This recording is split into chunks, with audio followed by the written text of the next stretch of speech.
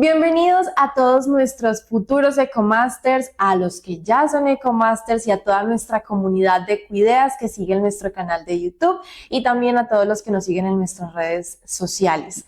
Hoy tenemos, como todos los días, un invitado especial. Ella es Nazly Fernanda Vidales González, quien tiene hoy el honor que nos hace de acompañarnos en este espacio para hablarnos, mejor dicho, de temas muy importantes. Ella es ingeniera ambiental, magíster en desarrollo regional y planificación del territorio, también es máster en gestión ambiental, ha liderado importantes proyectos y procesos ambientales en el Valle del Cauca, incluyendo su labor como secretaria de Ambiente y Desarrollo Sostenible. Vamos hoy a hablar acerca del liderazgo de las mujeres, que ha sido algo que, pues por supuesto, se está tomando ese poder hoy en día más que nunca, y más en algo tan bonito que es el empoderamiento en el cuidado de nuestros recursos naturales.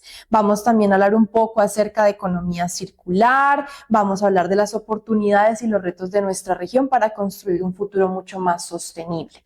Así que yo quisiera, Nazly, que empezáramos hablando un poco sobre ti y que nos contaras de cómo nació esta vocación por el medio ambiente y pues al cargo que has ocupado de ingeniera ambiental. Bueno, antes que todo, felicitar este programa tan importante, porque soy una fiel convencida que cuando existen este tipo de programas y les llegan a las comunidades más vulnerables, digamos que abren estos espacios, pues estamos aportando algo a la conservación del medio ambiente y sobre todo en estos temas tan importantes. Pues gracias de verdad a todos los que están conectados y por supuesto a ustedes como anfitriones. A ver, ¿qué les cuento de mí? Primero quiero decirles que orgullosamente soy una campesina formada del municipio de Trujillo, víctima del conflicto armado, pero eso no troncó para nada seguir adelante y llegar hasta donde hoy estoy.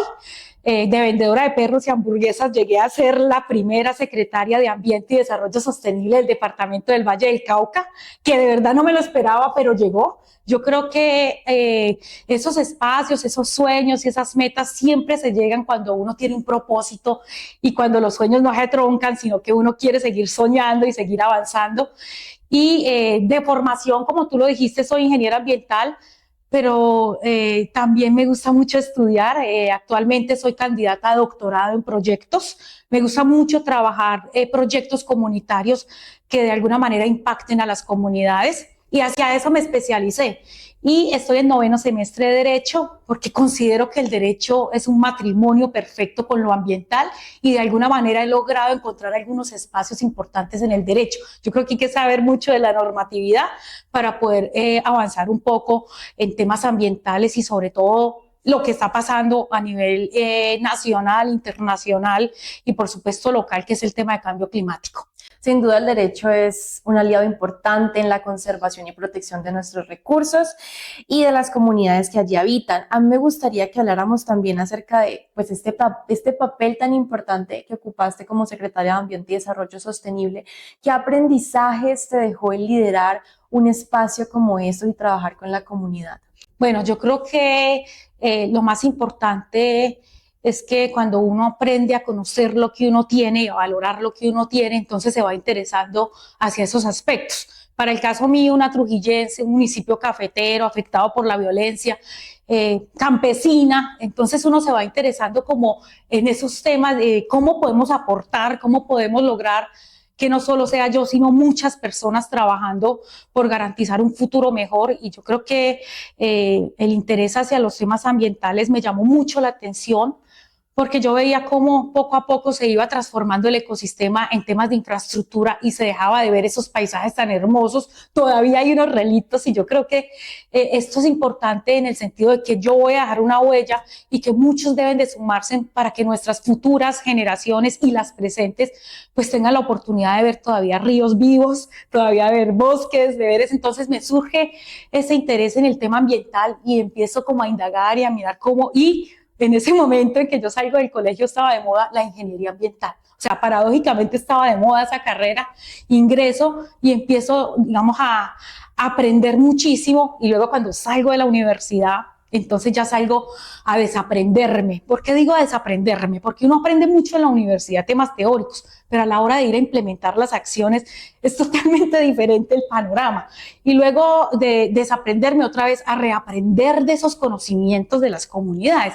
Yo creo que ahí es donde me surge ese interés, donde yo veo que uno ama la naturaleza, uno es naturaleza, y de alguna manera empiezo también a identificar que pues las mujeres estábamos como por fuera de ese liderazgo, no nos reconocían, no nos identificaban, y entonces yo empiezo a trabajar un proceso de empoderamiento de mujeres hasta tal punto que, siendo secretaria de Ambiente, propongo que digamos que exista el galardón vallecaucano para las mujeres ambientales, porque existían galardones, pero para las mujeres agropecuarias, para las mujeres culturales, para las mujeres deportivas, pero no existía el galardón para enaltecer a una mujer que está cuidando el tema ambiental. Y entonces ahí ya vamos en el tercer galardón. Eso es un proceso que hace pues obviamente la gobernación del Valle del Cauca, pero ya han empoderado mujeres en ese proceso y hemos logrado ganar espacio. La Semana de la Biodiversidad, que se va a llevar a cabo ahora el 29 de septiembre al 5 de octubre, precisamente vamos a tener la cumbre de mujeres ambientales. Eso, digamos que es otro espacio importante que ha permitido de alguna manera visibilizar esos procesos, y también en cada uno de los proyectos ambientales hemos visibilizado el rol de la mujer como cuidadora del agua, como cuidadora de los manglares, como cuidadora del bosque. Y otra cosa importante, a esas mujeres que se dedican a los temas de recuperación, reciclaje. Si ustedes, digamos, hacen un estudio o ya existe, podemos ver que un 60% de las mujeres también son recicladoras. O sea, hay muchas mujeres en ese oficio, las que clasifican, las que con amor separan. O sea, de verdad que el papel de la mujer, ahí empezamos a visibilizar ese proceso. Ahora que hablas de ese tema tan importante, nosotros hemos tenido acá espacios donde hemos tenido invitados, por ejemplo, como en una de nuestras masterclass, tuvimos la oportunidad de estar aquí con María del Rosario, que ella es propietaria de la Reserva Bonanza en Jamundí y está haciendo todo un trabajo muy interesante en la reconstrucción del tejido social y trabajo con la comunidad, de educación, consciente hacia nuestro entorno. Y también algo súper importante, ella retomó nuevamente después de muchos años su reserva y hace un trabajo de protección y cuidado de este lugar. Así como María del Rosario, hay muchas más mujeres que están también tratando de salvaguardar estos espacios. Y ahora que dices tú que hay un galardón para este tipo de mujeres, ¿cuál es el proceso para que ellas puedan vincularse, mostrar sus proyectos? ¿Cuáles son los requisitos? Porque me parece importante, pues, de una vez que lo mencionemos. Pues precisamente en el marco de la celebración del Día de la Mujer, más o menos para la fecha de marzo, entre el 12 y 13 de marzo, es donde se hace, digamos, ese reconocimiento, se hace una convocatoria previa, incluso nosotros creo que en algunos de los espacios hemos enaltecido a María del Rosario, porque yo estuve ya en ese sector como secretaria, vi un trabajo muy importante con los niños, sobre todo en el tema del club de aviturismo que ella tiene allí, con esos niños, donde las comunidades se han venido empoderando, y obviamente uno irse del sitio de donde uno es y volver, digamos, a retornar no es fácil. Es un poco complejo, y lo digo yo, digamos, en mi situación también como desplazada en algún momento, y eso no es tan fácil, porque el miedo, porque el temor a que nuevamente se repitan los hechos victimizantes hacen que uno se limite. Sin embargo, María del Rosario logró de alguna manera conquistar a las comunidades para poder que ella estuviera estable en su proceso, y obviamente ella tiene una experiencia muy bonita, es decir, que ella se puede postular porque es una mujer que viene trabajando la gobernanza ambiental, que es otro tema importante, Valentina, y es donde ella ha logrado fortalecer tanto a los campesinos, a las mujeres, a los niños. O sea, ha hecho un trabajo muy importante de gobernanza, y eso es lo que le ha permitido a ella de alguna manera resaltar y empoderar ese proceso allá en ese corregimiento o vereda tan difícil en Jamundí. Y como ella hay muchas mujeres, y por eso a mí pues como que me causa la curiosidad de que si en estos momentos hay personas que están también buscando la manera de salvaguardar estos espacios tan importantes para nuestros ecosistemas, pues cómo pueden hacer ellos para entrar en postulación a este tipo de concursos o eventos que se realizan por parte de la Bueno, gobernación? casi que todas las postulaciones o las convocatorias que se hacen a través de la página de la Gobernación del Valle. Días previos se hace una difusión masiva y digamos que nosotros como Secretaría de Ambiente postulamos a algunas mujeres que conocemos en el territorio y que han venido trabajando en el proceso. De hecho, la gran mayoría de las mujeres, pues que para este caso han sido 3 galardones, pues nosotros hemos identificado, digamos que ese potencial. El año pasado la galardonada fue una mujer que trabaja por la conservación de los manglares, que no es fácil, es un ecosistema demasiado importante, pero de los más afectados.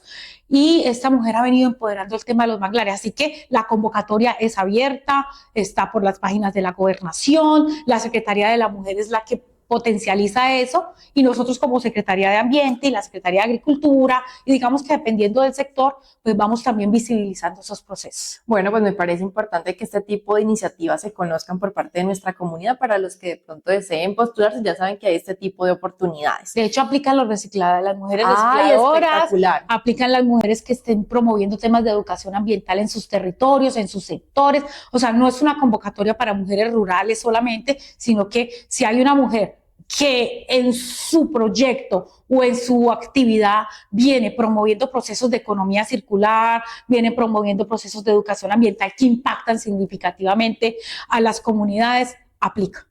Perfecto. Volviendo nuevamente a este papel tan importante que cumple la mujer, en este caso estamos hablando del tema ambiental, a mí me gustaría saber cuáles han sido como esos mayores retos que has enfrentado en roles de liderazgo ambiental y cómo los has sabido superar. Yo creo que el mayor reto que se ha superado es lograr de alguna manera que la mujer sea incluida en espacios de participación, en donde puedan tomar decisiones y aportar ideas. Ha sido de verdad en la historia, y yo creo que tienen una deuda con las mujeres frente a dignificar el rol de la mujer en la conservación de la biodiversidad, lograr que al menos eso se vaya, digamos, de alguna manera ampliando y de que nos permitan a nosotros participar en espacios como, por ejemplo, planes de desarrollo, por ejemplo, como comités municipales de desarrollo rural, como, por ejemplo, en los comités interinstitucionales de educación ambiental, por ejemplo, la participación en construcción de políticas públicas que encaminen el proceso ambiental. Es algo, digamos, un poco complejo lograr que vean a esa mujer que tiene esas capacidades participar en esos espacios. Entonces, hemos logrado avanzar y han sido unos desafíos bastante interesantes, porque yo me considero una mujer de desafíos y de retos, y hasta tal punto que en el marco de la COP16 dejamos un legado y que hoy me dan la noticia que están en segundo debate, que es la política o la ley de Inírida, que lo que va a buscar esta ley, que no solamente nace desde el Valle del Cauca, pero es para todas las mujeres de Colombia, es potencializar precisamente esos trabajos y esas acciones que vienen haciendo en sus comunidades para la conservación de los recursos naturales y la biodiversidad. Sin duda es un tema muy importante el que estamos hablando acá acerca del papel que juegan las mujeres en este tema de conservación, pero ahora quisiera yo pasar a un término que usamos mucho y yo creo que es en todo el mundo y es la educación ambiental. ¿Por qué ya la educación ambiental no es un término que debamos usar? A ver, el término se puede usar, pero ya pasó un poco de moda. ¿Por qué? Porque ahorita ya debemos de pensar en educación para la sostenibilidad. ¿Y por qué educación para la sostenibilidad? Porque educación ambiental está centrado en acciones muy concretas. No haga esto, con esto podemos educar, con esto podemos hacer. Pero si hablamos de educación para la sostenibilidad, estamos hablando de retos y desafíos más interesantes en garantizar la sostenibilidad y la sustentabilidad de todo un territorio, en donde podemos lograr de alguna manera sensibilizar y ampliar el término de educación ambiental a un término un poco más que está de moda, que es de garantizar territorios sostenibles. Entonces, cuando hablamos de esos territorios sostenibles, entonces nos retomamos automáticamente a qué sostenibilidad, ¿qué es? ¿Qué es sostenibilidad? ¿Cómo podemos nosotros decir que estamos siendo sostenibles? Pues obviamente cuando logramos que nosotros, como seres humanos, logremos ser conscientes de que muchas de las acciones que estamos haciendo pues son las que están perjudicando hoy el tema de nuestra biodiversidad. Si yo soy consciente de que comprando 2, 3, 4, 5 camisetas, que solamente me voy a poner 2, y que yo sé que el origen de esas camisetas implican más de 1000 litros de agua para poder tinturarla y hacer lo que yo quiero, pues hombre, yo pensaría también en empezar a hacer un trabajo y no una economía lineal. Compre, bote y ya. Compre, bote, no. Hablemos de una economía circular en donde yo compro, reciclo y le doy oportunidad a mi prenda que ya no voy a usar y la uso de otra manera. Entonces, eso es educación para la sostenibilidad, porque yo me estoy educando como persona en, digamos, de alguna manera disminuir esos impactos que yo como persona lo estoy haciendo. Hace poco le decía yo a mis estudiantes, bueno, calculemos la huella de carbono. ¿Usted sabe cuánto está generando usted de CO2, Valentina? ¿Sabe usted como persona? Bueno, hay un ejercicio muy sencillo donde uno calcula si uno es villano con el ambiente, si uno es consumidor climático o si por el contrario uno de verdad es sensible con el cambio climático. Entonces hace uno el ejercicio y me encontraba yo con preguntas como estas. ¿Cuántas veces usted consume carne a la semana? Ah, bueno, eso es primordial. 2, 3 veces. ¿Cuántas veces consume No, a ver, carne? yo carne consumo creo que unas 2 veces a la Listo, semana. esas 2 veces que consume carne y yo me devuelvo, resulta que uno de los sectores que más produce CO2 equivalente, pues es la ganadería. Entonces empieza uno a medir allí cuántas veces usted utiliza el carro o se viene con otra persona acompañada, ¿usted qué hace? Si utiliza mucho transporte, si utiliza el avión. Entonces eso le va dando una cantidad, porque ya nos están midiendo por CO2 equivalente, ¿no? Lo que produce uno para contaminar, ya uno no nos mide por dólares ni nada. Ah, usted está produciendo 2 toneladas de CO2 equivalente. O sea, ya nos miden así. Esa es la medición. Entonces, para el caso mío, yo inicialmente estaba en 15, o sea, era villana. Pero fui implementando acciones. Yo ya llevo 5.002 árboles sembrados precisamente como ambiental, siendo villana, porque utilizaba muchas cosas que de pronto no tenía conocimiento que estaba generando eso. Y ahora estoy en 7.5. Soy consumidora todavía de cambio climático, pero yo quiero ser amigable del cambio climático y entonces ya voy a empezar a usar bicicleta, ya no uso cosas de aerosoles. Digamos que yo me he comprometido y eso es educación para la sostenibilidad. Eso es un ejemplo muy claro. Yo ya, digamos, separo en la fuente, yo reutilizo empaques, entonces eso me ha permitido que hoy sea consumidora de cambio climático. Todavía no soy la experta para cuidarlo, pero en eso estoy y hacia eso estoy invitando a todos los masterclass que estén conectados. Bueno, hablando de esa educación sostenible, ¿qué estrategias han funcionado pues mucho mejor para conectar justamente con esas comunidades con las que has trabajado y pues no solamente con las comunidades rurales, sino también las comunidades urbanas, que es donde más vemos como este tipo de inconsciencia, podríamos decir, al usar tantos transporte, la moto, el carro, bueno, entre otros, y motivarlas a cuidar sus ecosistemas? Pues Valentina, paradójicamente los seres humanos estamos pensados en un tema de interés. ¿Qué gano yo? Y cuando uno se pregunta qué gano yo, entonces las estrategias de los proyectos tienen que cambiar. Porque antes nosotros dábamos y dábamos y dábamos y dábamos y dábamos, pero ¿qué ganábamos nosotros con invertir en dar y dar y dar si ellos no estaban devolviendo? No quiere decir con eso que sean malos, lo que pasa es que los seres humanos hacen si hay un incentivo, hacen si hay algo detrás para ellos, un beneficio. Entonces empezamos a hacer un análisis de costo-beneficio y empezar a trabajar ese tema de sensibilidad. Lo primero que hicimos fue identificar qué hacía que las comunidades fueran sensibles a lo que está pasando. Entonces, eso fue un reto increíble, saber nosotros qué hacía que las comunidades de verdad le doliera tumbar un árbol, si vivían del árbol. ¿Qué hacíamos si una comunidad va a explotar un tema de minería, si vive de la minería? ¿Cómo hacíamos nosotros para saber cómo a través de un incentivo o un costo de oportunidad logramos que esas personas fueran más conscientes y pasaran de una actividad de extracción, una actividad que le estaba haciendo daño a los recursos naturales, para que ellos fueran un poco más responsables con el tema? Entonces empezamos a trabajar lo que se llama acciones participativas. ¿Qué son acciones participativas? Donde nosotros escuchamos las comunidades antes de ir a llevar proyectos, antes de ir a implementar acciones. Y otro tema fue la apropiación del conocimiento. ¿Qué tanto sabían ellos y cómo podíamos recuperar eso?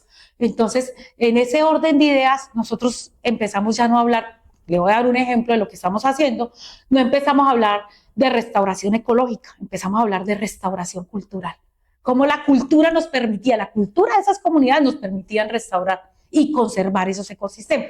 Y eso es lo que estamos aplicando actualmente en el Pacífico Vallecaucano y con unas acciones que se llaman pago por servicios ambientales. ¿Qué son pagos por servicios ambientales? Simplemente yo tengo un bosque, pero yo soy ganadera y yo estoy conservando un bosque. Por ese bosque a mí me incentivan, porque yo puedo tumbar divinamente el bosque, meter más vacas que me dan plata, pero yo tengo que ser consciente que si yo cuido el bosque, me va a garantizar el agua para mis vacas. Así de sencillo. Como yo conservando también me beneficio. Y como yo conservando, pues me pagan. Y así es que hemos venido trabajando porque toca ir un poco más allá, pero para llegar a eso, necesariamente se necesita comunicarse con las comunidades. Y en medio de trabajo del que nos hablas, que has hecho tan fuertemente con las comunidades, ¿hay algún caso de éxito donde de pronto se haya presentado esa transición de una persona que haya tenido una situación especial de pronto con la ganadería o con otro tipo de actividad que estuviera afectando nuestros ecosistemas y que pues migró a proteger esos recursos? Efectivamente, en el año 2023 me arriesgo yo a trabajar con los ganaderos. Ellos obviamente lo que requieren es pastizales, pero logré que 83 ganaderos empezaran a dejar unos espacios y a implementar sistemas silvopastoriles donde ellos tenían básicamente, pues la palabra suena mal, unos peladeros.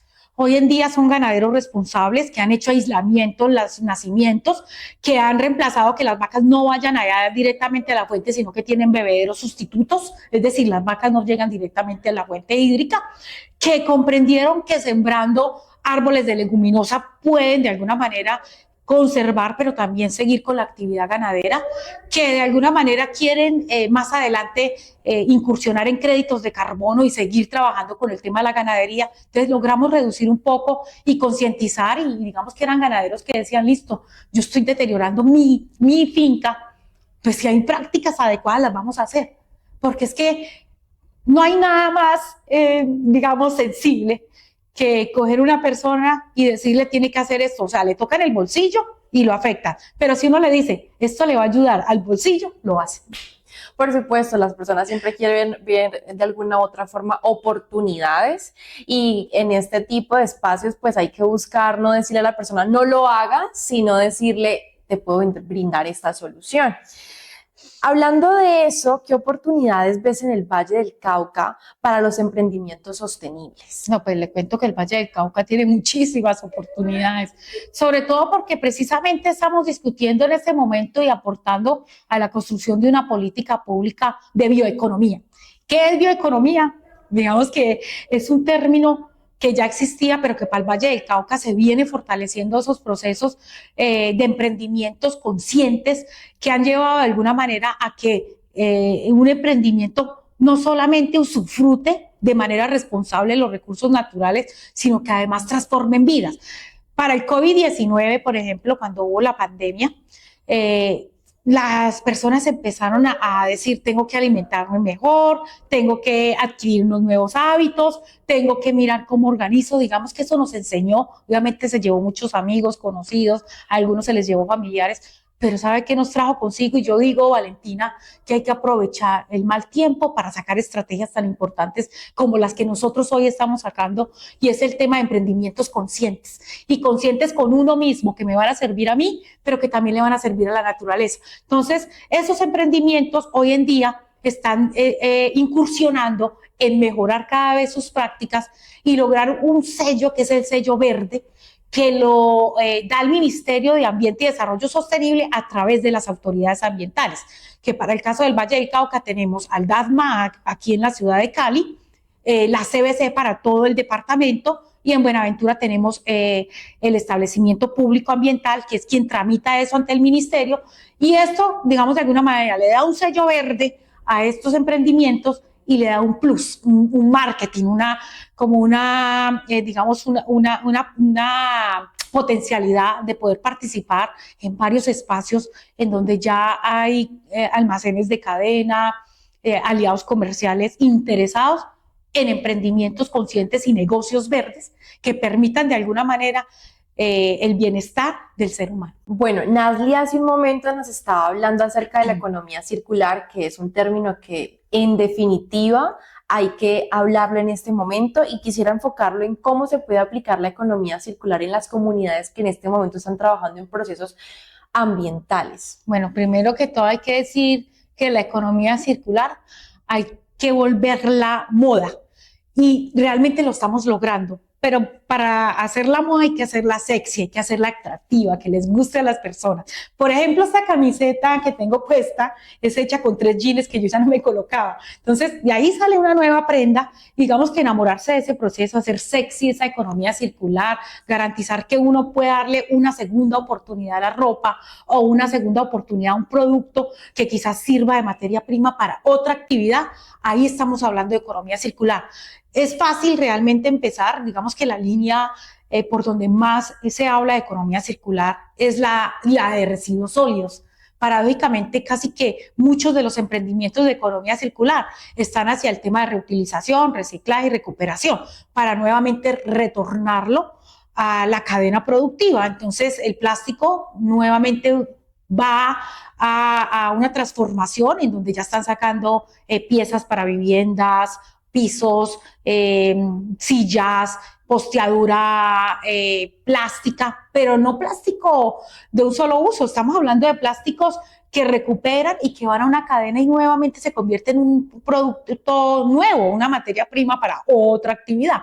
También digamos que en el tema de aguas residuales también se está trabajando el tema de economía circular, logrando de alguna manera que esa agua que iba a los efluentes hídricos pues no vaya ya contaminada, sino que la recicle para hacer actividades agropecuarias después de hacerle un tratamiento. Ahí estamos hablando de una recirculación.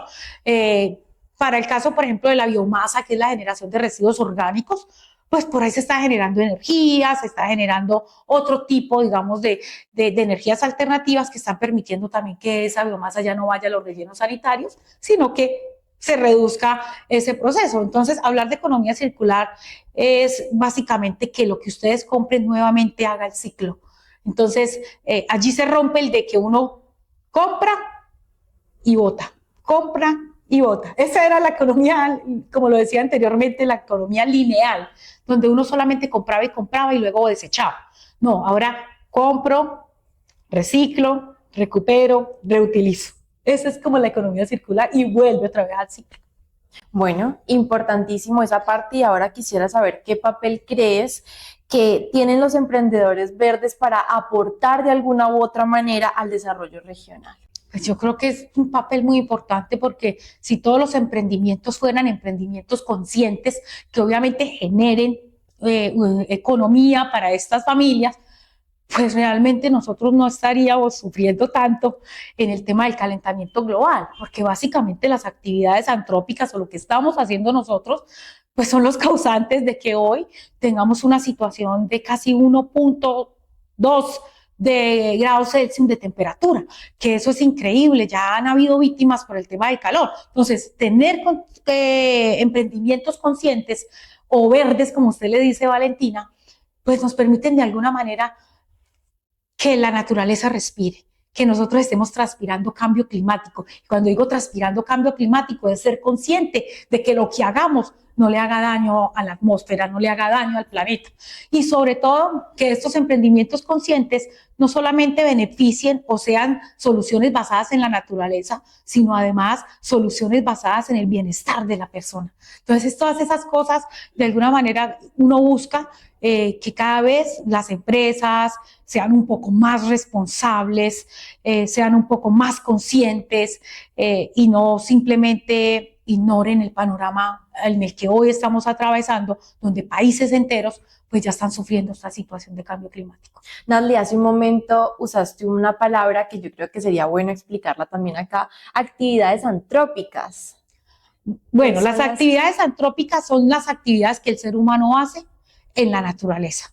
Por ejemplo, yo voy a sembrar un cultivo, y para sembrar ese cultivo yo voy a tumbar un bosque para poder expandir mi cultivo. Ahí hice una actividad antrópica, es decir, una actividad hecha por un ser humano que está afectando el ambiente.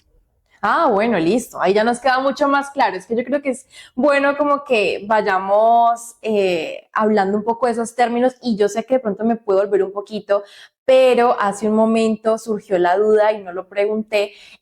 Hablabas algo en el tema de la ganadería, del pasto. Ah, los sistemas silvopastoriles, ¿Cómo claro. definirlo para que todos como que entendamos en el lenguaje que estamos conversando? Claro que sí, lo que pasa es que si a veces uno en este ambiente habla mucho de términos muy técnicos y tal vez de actividades que no son muy en común para de pronto los masterclass, ¿cierto? Las actividades silvopastoriles es donde yo combino árboles con la ganadería, es decir, siembro árboles en el terreno donde mismo voy a tener la ganadería. Eso es un sistema silvopastoril. Ok, listo. Entonces veníamos hablando acerca de la economía circular, hablando de qué papel pues están jugando en estos momentos los emprendedores sostenibles, emprendedores verdes, como yo les estoy llamando. Ahora pasemos a los programas y proyectos relevantes en estos momentos para el Valle del Cauca. Durante la gestión que realizaste en la Secretaría de Ambiente y Desarrollo Sostenible, a mí me gustaría que conversáramos un poco de qué programas o proyectos ambientales se han destacado como transformadores justamente para el departamento. Bueno, yo creo que precisamente el tema de economía circular, el haberlo incluido dentro de un plan de desarrollo y para este gobierno, dentro de su plan de desarrollo liderazgo que transforma, quedó un proyecto, iniciamos digamos en el 2021, pero ese proyecto no existía, pero ahora ya existe, está incluido en un plan de desarrollo que se llama Fortalecimiento a los negocios de economía circular con potencial de negocios verdes. Entonces, eso de alguna manera permite que muchas ideas de negocios, porque creería yo que hay ideas, hay emprendimientos y hay negocios. Están clasificados en esos tres. Entonces, yo tengo mi idea, pero yo no sé quién me ayuda a materializar esa idea. Entonces, ¿qué hacemos? Yo coloco un grupo, unos profesionales expertos y les ayudamos a materializar esa idea hasta que sea un plan de negocios. Después de que sea plan de negocios, entonces continuamos con una segunda fase, que es la de que sea un emprendedor. Porque una cosa es tener plan de negocios establecido, otra cosa ya es emprender. Entonces, cuando emprendemos, ahí entramos nosotros a fortalecer con un capital semilla. Y ese capital semilla, pues obviamente lo que busca es que este emprendedor materialice su idea de negocio que ya se convirtió en un plan de negocio y de alguna manera arranque el proceso como emprendedor y entonces entra a participar en los espacios de comercialización de circuitos cortos, que significa en algunas partes les dicen los mercados campesinos, en otra parte les decimos las ferias de negocios verdes, en otra parte les decimos las vitrinas. Entonces digamos que aparecen allí para visibilizar y potencializar. Una mujer, por ejemplo, que dice voy a hacer el jabón de arroz. Entonces, esa es una idea. ¿Cómo hago yo para llegar a eso y poder tenerlo en el mercado? Entonces, ahí arrancamos nosotros. Y finalmente los llevamos a un negocio verde, que ahí es donde entra la autoridad ambiental a fortalecer esos procesos, acompañarlos y de que ya sea un negocio como tal y que ya esté identificado en una ventanilla única. Esos son como los pasos. Actualmente estamos elaborando un proceso para una convocatoria. Próximamente va a salir para que los emprendedores participen. Esperamos que se inscriban más de 500 personas.